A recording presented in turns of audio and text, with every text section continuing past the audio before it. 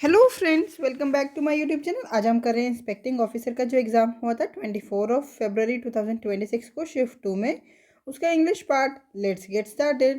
Question number 1, choose the correct one word substitute for the underline phrase.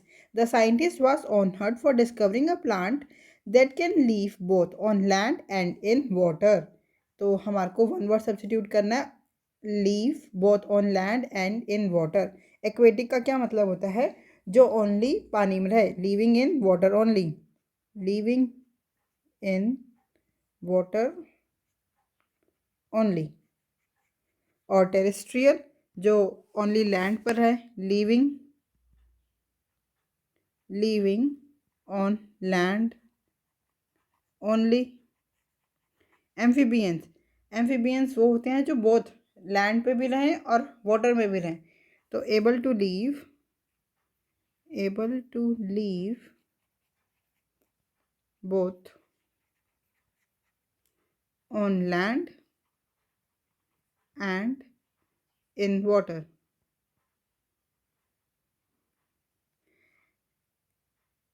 Arboreal, arboreal living in trees. Arboreal वो होते हैं जो पेड़ों पे रहते हैं, लिविंग इन ट्रीज। तो हमारा आंसर क्या हो गया? Option number 3 is the correct answer, amphibians. Question number 2, choose the option that expresses the opposite meaning of the underline word in the given sentence. The judge considered his explanation plausible given the evidence presented in her court in court। plausible का क्या मतलब है? plausible का मतलब होता है believable, reasonable। believable जिस पे बिलीव किया जा सके, जो रीजनेबल हो। तो इसका एंटोनिम क्या होगा? Unbelievable, unreasonable. तो कोशियस, कोशियस मतलब केयरफुल। मेथडोलॉजिकल मीन्स सिस्टमैटिक, जो सिस्टम से चलता हो। Peripheral, peripheral means out of the, मतलब on the outer edge, on the outer edge. Incredible, incredible होता है अतुल्य, मतलब not believable, impossible to accept as true, not believable. या हम ये भी लिख सकते हैं impossible to accept as true. तो आंसर क्या हो गया? Option number 4 is the correct answer. Question number 3, choose the option that express the opposite meaning of the underline word in the sentence. The manager praised her for taking a pragmatic approach to solve the complex issue. तो यहाँ पे pragmatic का क्या मतलब है? pragmatic मतलब practical, realistic and focused on sensible solutions. Practical, realistic. तो इसका अपोजिट क्या हो जाएगा? जो इम्प्रैक्टिकल हो। रिजर्व, रिजर्व का मतलब रिस्ट्रेन्ड, क्वाइट। और restrained, impractical. Option number 2 is the correct answer. तो अपोजिट हो गया, antonym of pragmatic is impractical. Temporary, जो कि जो थोड़े समय तक ही टिका रहे या थोड़े समय तक ही चले। लास्टिंग फॉर शॉर्ट ड्यूरेशन या short time, lasting for a short time. Passive, passive means जो एक्टिव ना हो, लेजी हो, not active. Question number 4, rearrange the sentence, rearrange the following sentence to form a grammatically and logically correct sequence। ये sentence देखो, the wonders of wonderland to Alice's worlds of fun, fantasy and frolic as a child in Alice in Wonderland would transport me। देखो, किस किस से start हो सकता है? P से, आर से, एस से या टी से? P, the wonders of Wonderland. Then फिर पी के बाद S, in Alice in Wonderland. कुछ जम नहीं रहा ना, पर एक बार पहले पी वाला ही पूरा पढ़ के देखते हैं। The wonders of Wonderland in Alice in Wonderland would transport me to Alice's world of fun. Then R, fantasy and frolic as a child. Yes, लग तो सही रहा है। The wonders of Wonderland in Alice in Wonderland to Alice's world of fun. एक बार देखो, P के बाद है आर, आर से देखो fantasy and frolic as a child. ये इससे तो स्टार्ट ही नहीं हो सकता, ये हो नहीं सकता। ऐसे इन एलाइस इन वंडरलैंड, ये भी स्टार्टिंग सेंटेंस नहीं लग रहा है। और टी, वुड ट्रांसपोर्ट मी, ये वुड ट्रांसपोर्ट मी से तो स्टार्ट ही नहीं हो सकता। तो और ऑप्शंस के हिसाब से जो ऑप्शन नंबर 3 है वो बिल्कुल सूटेबल है।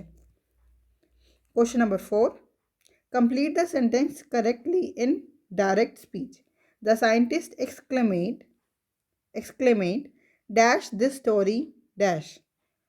What this story is flawed, या how this story is flawed, how this story flawed, what this story flawed। तो डायरेक्ट स्पीच में मतलब जो साइंटिस्ट है वो एक्सक्लेमेट कर रहा है, मतलब ये एक्सक्लेमेट कर रहा है। तो हम क्या सेंटेंस बना सकते हैं इसका? ये बनेगा how this story is, how this theory flawed is, नहीं, how flawed this theory is ऐसे बनेगा ना, how flawed this theory is. तो यहाँ पे 2 ब्लैंक है और ऑप्शंस में ये है, तो करेक्ट आंसर हो जाएगा option number 3 is the correct answer, how this theory flawed. ठीक है। Question number 6, a sentence is divided into different segments. Rearrange all the segments to form a coherent statement. किससे start है? देखो, ओ से, S से, P से या S से? तो पहले ओ देखते हैं। The vast endless desert and harsh, O के बाद आर है, then Q, harsh was both beautiful with its golden sands. देखो, क्यू के बाद पी आ नहीं सकता, बस बोथ, बोथ ब्यूटीफुल हो, ये मतलब एक तो वर्ड हो गया ब्यूटीफुल और एक उसका कॉन्ट्रास्ट भी होगा, क्योंकि हम बोथ यूज़ कर रहे हैं, या तो सेम मीनिंग होगा या उसका कॉन्ट्रास्ट होगा। ब्यूटीफुल भी है और बेकार भी है, या ब्यूटीफुल भी है, मतलब ऐसा कुछ होना चाहिए ना।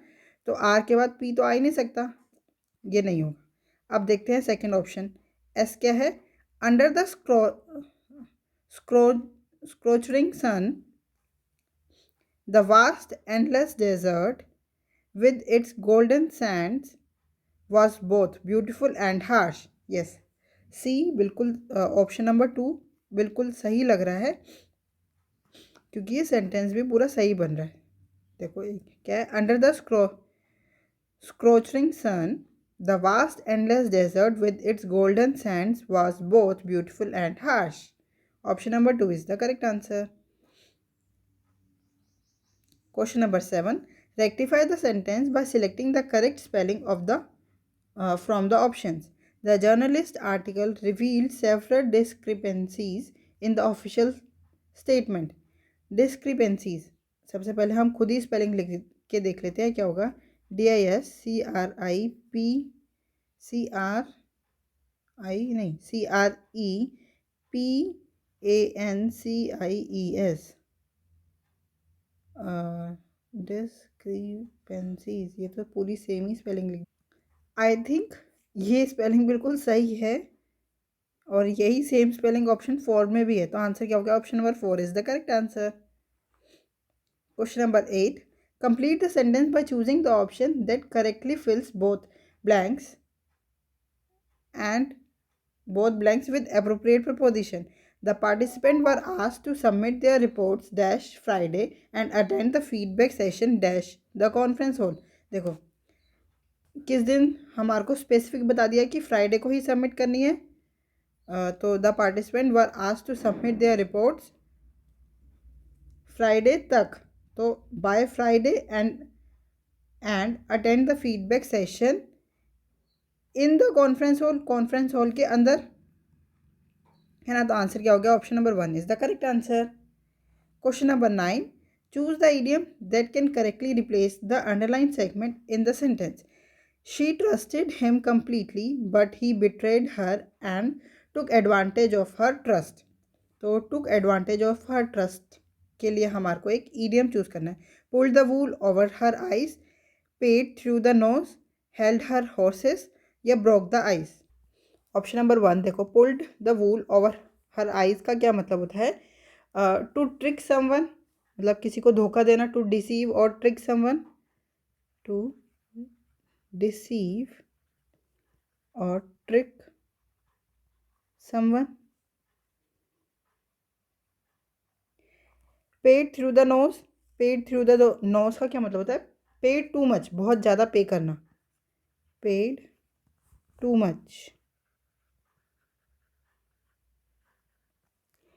held her horses, held her horses means waited or showed patience, waited or showed patience। broke the ice, started a conversation in a social setting, started a conversation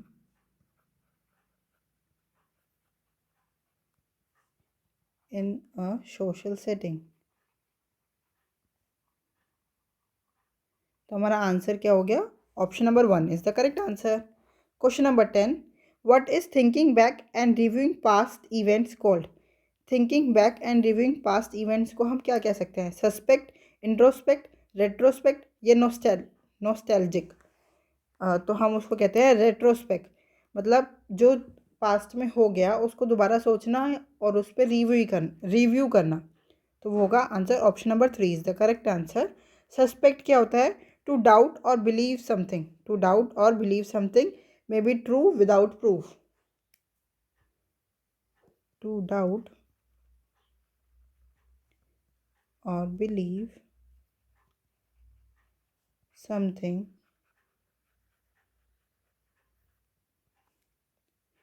may be true without proof। Introspect means examining one's own thoughts and feelings, examining one's own thought and feelings। Retrospect means thinking back and reviewing past events।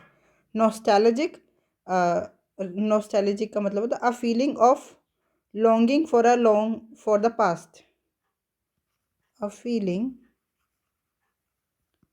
of longing for the past। Question number 11. Complete the sentence by choosing the option that uses articles correctly in both blanks. After reviewing dash data collected during the experiment, the professor highlighted dash most significant findings of the class। देखो,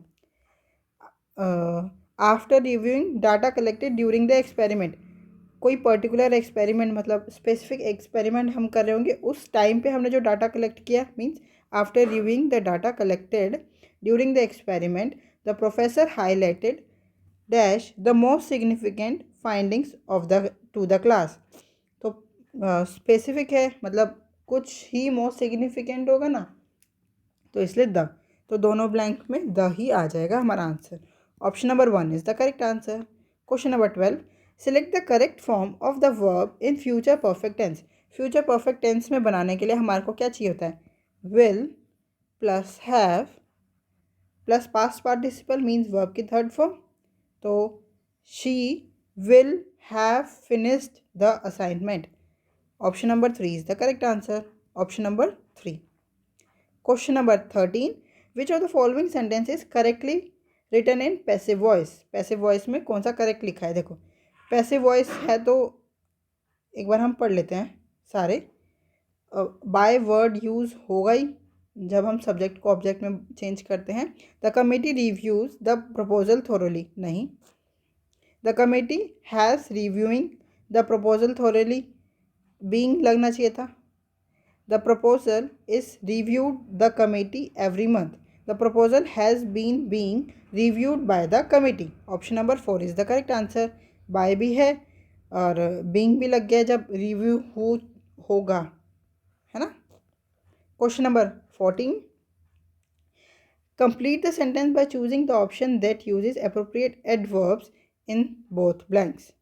The team worked dash to finish the project on time and presented their findings dash during the meeting. अब हमारे को यहाँ पे adverbs choose करने। The team worked efficiently, देखो कैसे, how they worked ये डिस्क्राइब कर रहा है एफिशिएंटली, और एफिशिएंटली एक एडवर्ब भी है। तो the team worked efficiently to finish the project on time and presented their findings clearly during the meeting. Clearly भी एक एडवर्ब है और ये शो कर रहा है हाउ दे प्रेजेंट। तो आंसर क्या हो गया हमारा, option number 1 is the correct answer. Question number 15, choose the idiom that can correctly replace the underlined segment in the sentence. When the manager discovered the errors in the project, he warned the team not to make the same mistake again. एक बार हम options की meaning देख लेते हैं। Hit the roof, hit the roof means क्या होता है, hit the roof means become very angry, become very angry. Bite the dust, bite the dust means fail or die, fail or die. Repeat the folly, repeat the folly का क्या meaning है, to repeat a foolish act or mistake, मतलब बार बार repeat करना, वही make the same mistake again. Repeat a foolish act,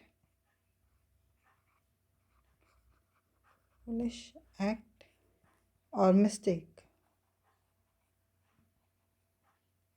Pass the buck, pass the buck means shift responsibility to someone else, shift responsibility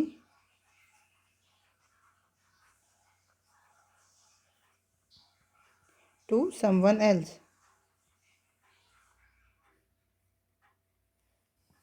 तो हमारा answer क्या हो गया, option number 3 is the correct answer. अब हमारा comprehension आ गया, तो एक बार क्वेश्चंस जल्दी से रीड आउट कर लेते हैं। Question number 16, the passage primarily explores the entertainment value and physical demands of professional dancing, the historical decline of rituals and folk dance in modern societies, the importance of maintaining traditional dance forms without modern influence, the evolution and interconnection between classical and modern dance forms.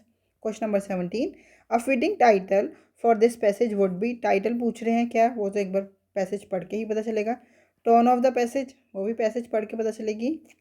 Question number 19, what can be inferred from the passage that the author believes, हम क्या निकाल सकते हैं inferred, हमारे को अपने आप सोचना है पैसेज पढ़ के। Question number 20, according to the passage classical dance forms such as Bharatanatyam and ballet, उसके आगे ये पूछ रहे हैं क्या है, पर फटाफट हम अपना पैसेज पढ़ लेते हैं। Dance in its countless forms mirrors the evolution of human culture and emotions. Classical styles such as Bharatanatyam, ballet, and Kathak emphasize precision, discipline, and storytelling. Precision, discipline, and storytelling, often rooted in spiritual and mythological context. In contrast, contemporary forms like hip hop, jazz, and modern dance prioritize self expression, improvisation, and social commentary. The boundaries between these genres have increasingly blurred in recent decades as global influence blend traditional with innovation. ठीक है, a dancer today may juxtapose the geometric grace of classical poses with a raw dynamism of urban rhythms, creating a hybrid language of movement. Moreover, Dance serves as both an art and social force, preserving heritage while challenging norms. From ritual performances that affirm identity to stage productions that critique society, each style extends beyond mere entertainment to convey a vision or question, ultimately, whether through the codified gestures of the past or the spontaneous choreography of the present. Dance remains a timeless articulation of humanity's search for rhythm, meaning, and connection. The passage primarily explores the evolution and interconnection between classical and modern dance forms. Option number 4 is the correct answer. Question number 17. Title क्या दे सकते हैं हम? Global expression through music and art, the evolving language of dance, a performer's journey through time, steps and stories from ancient times. तो evolving language of dance मतलब traditional और जो modern का है उनका इवॉल्विंग लैंग्वेज हो गया. Option number 2 is the correct answer. Question number 18. Identify the tone of the passage. Critical, reflective, indifferent या पेसिमिस्टिक. पेसिमिस्टिक तो है ही नहीं, कुछ नेगेटिव बात की नहीं है. इनडिफरेंट मतलब डिफरेंट भी नहीं है. क्रिटिकल, किसी चीज़ को क्रिटिसाइज भी नहीं किया है, तो आंसर क्या हो गया? रिफ्लेक्टिव. और ये रिफ्लेक्टिव ही है क्योंकि ये ट्रेडिशनल डांस फॉर्म को और मॉडर्न डांस फॉर्म को रिफ्लेक्ट कर रही है. पैसेज में यही है. Question number 19. What can be inferred from the passage that the author's believe fusion dance forms undermines the purity of traditional techniques. Audience valued entertainment over artistic authenticity in dance. Innovation in dance strengthens rather than dilutes its cultural essence. Contemporary dancers neglect the narrative aspects of performance. तो हमारा answer क्या हो गया? Innovation in dance strengthens rather than dilutes its cultural essence. Innovation, जब हम कुछ चीज़ को innovate कर देंगे तो वो ज़्यादा स्ट्रेंथ डालेगी उससे, मतलब रेदर देन डिल्यूट, अगर हम कल्चर को डाइल्यूट कर दें तो. Option number 3 is the correct answer. Question number 20, last question of this video. According to the passage, classical dance forms such as Bharatanatyam and ballet emphasise precision, discipline and story telling rooted in tradition. देखो सबसे पहले ऊपर ही लिखा है, ये मैंने underline भी किया था. Emphasise precision, discipline and story telling often rooted in spiritual and mythological context. तो आंसर क्या हो गया? Option number 1 is the correct answer. I hope ये 20 क्वेश्चन आपको बहुत अच्छी तरह समझ में आए होंगे. अगर आपको कोई भी डाउट है तो आप हमसे जुड़ सकते हैं @mathsps1 टेलीग्राम चैनल पे. Thank you. Keep learning, keep practising.